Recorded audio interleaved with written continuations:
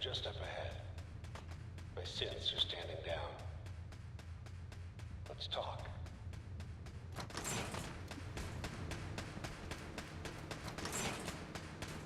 There he is. Most resilient man in the Commonwealth. Funny. I thought I had that honor. You came a long way. Where is my son? Where is Sean? Pal, I'm just a puppet like you.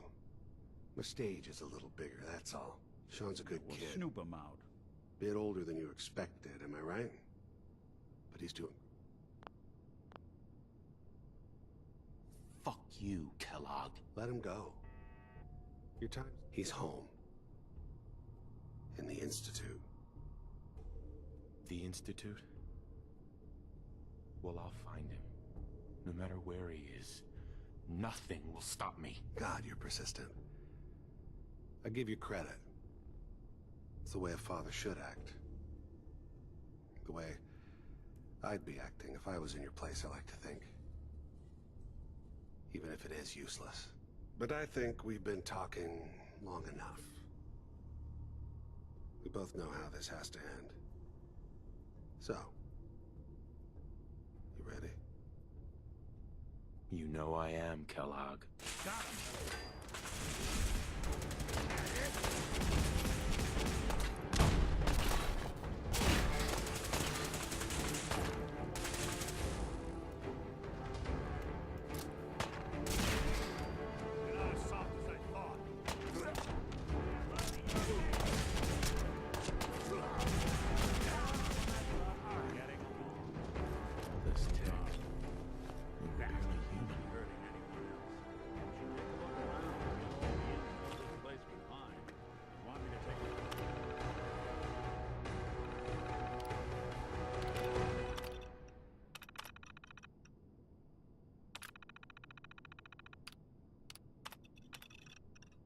Look at that terminal, you just say the word.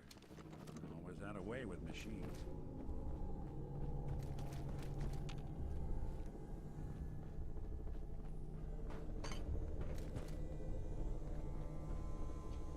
Nick. So, Kellogg wasn't giving us any bull. Your son really is on the inside. Even I don't know where the Institute is. And they built me. There has to be a way, Nick. We're in the weeds here. Time to take a step back. Bring in some fresh eyes. Only person I know willing to snoop up the Institute's tail feathers is Piper, the reporter in Diamond City. I say we head her way. Talk this through. Diamond City it is. Hey, chin up. I know the night just got darker, but it won't last forever.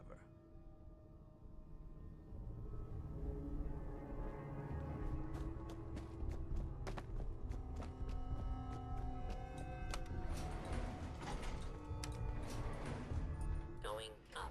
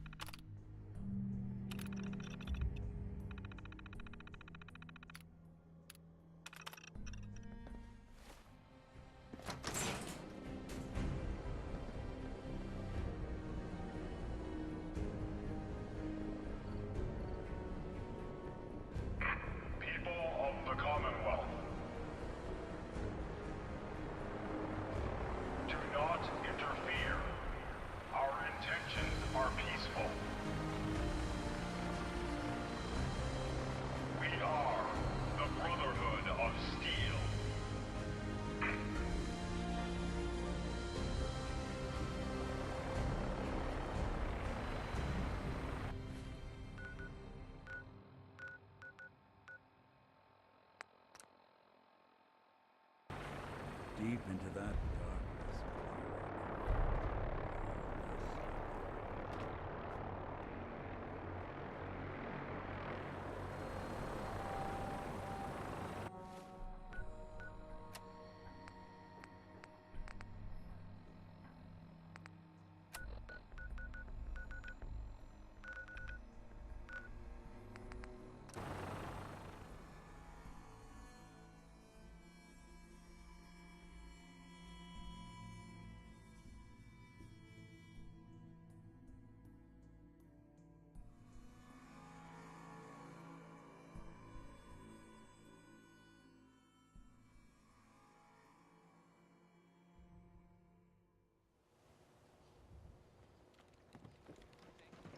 Yes?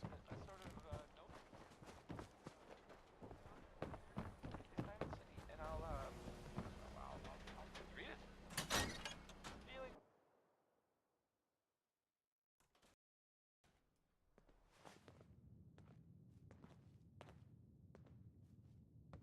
Well, well.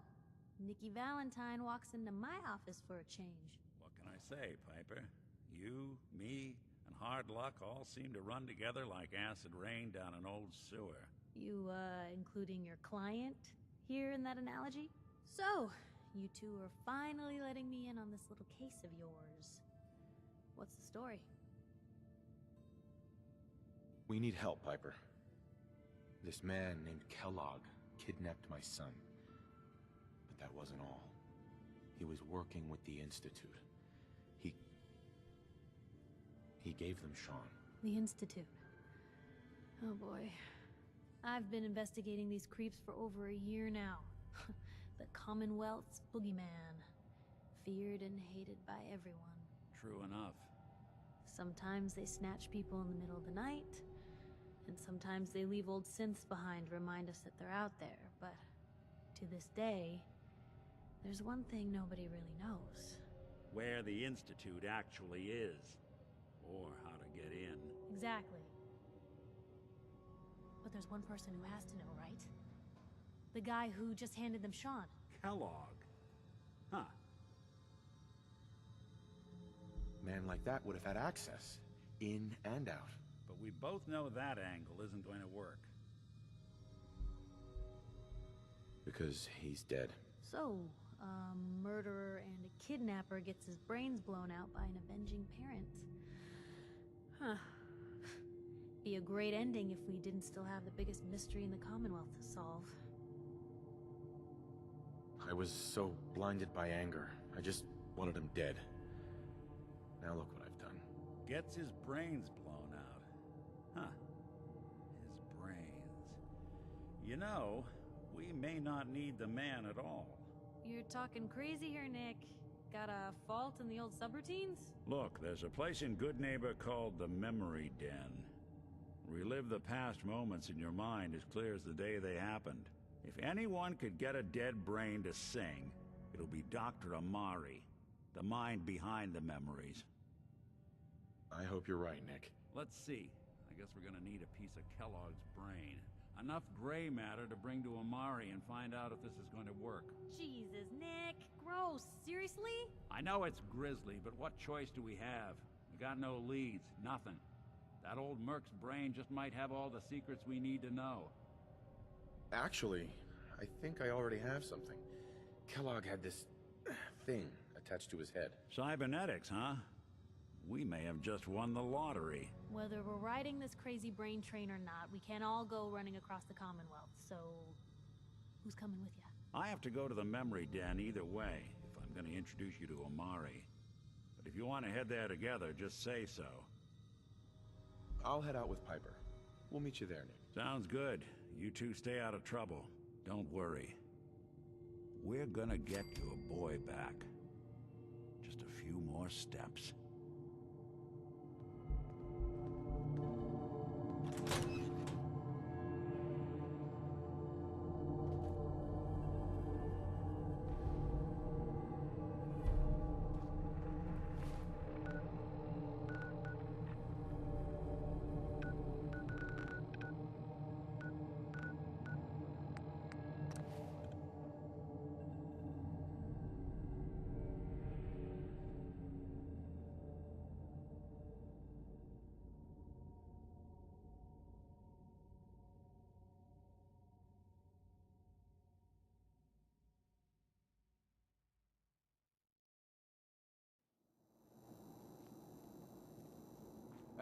Hold up there.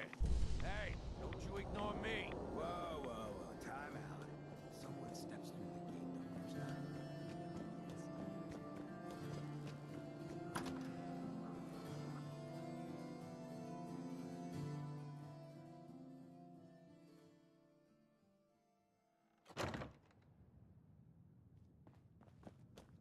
Well, well, Mr. Valentine. I thought you had forgotten about little me. May have walked out of the den, Irma. Dr. Amari? Excuse Yes. me. I take it this isn't a social call. We need your help, Doctor. I need the memories from a man named Kellogg. But he's dead. I know it's asking for a miracle, Amari, but you've pulled off the impossible before. Are you two mad?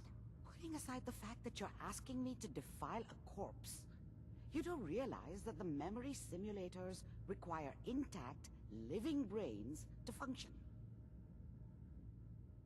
Please.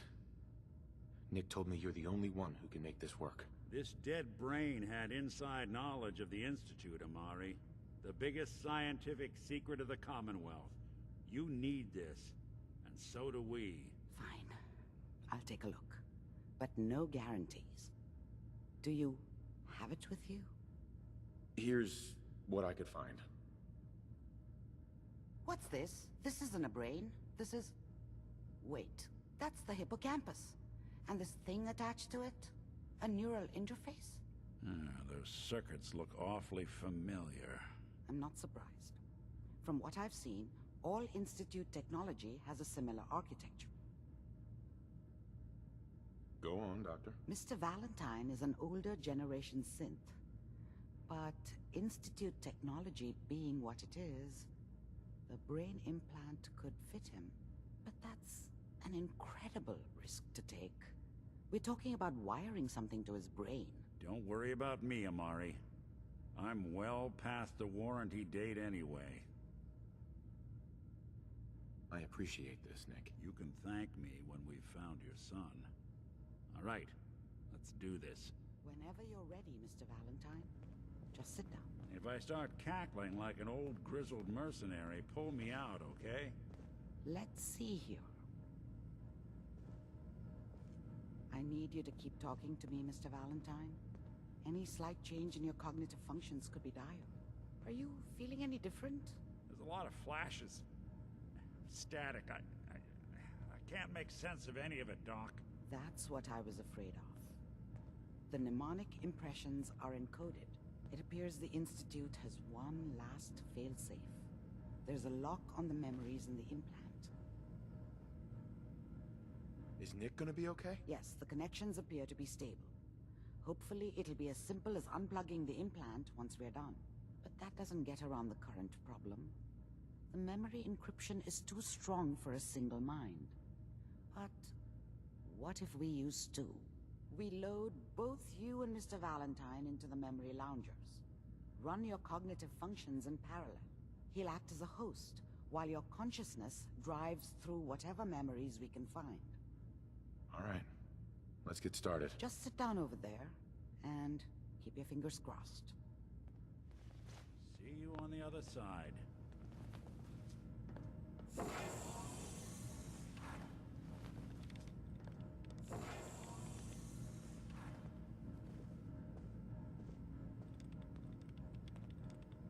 Initiating brainwave migration between the transplant and the host.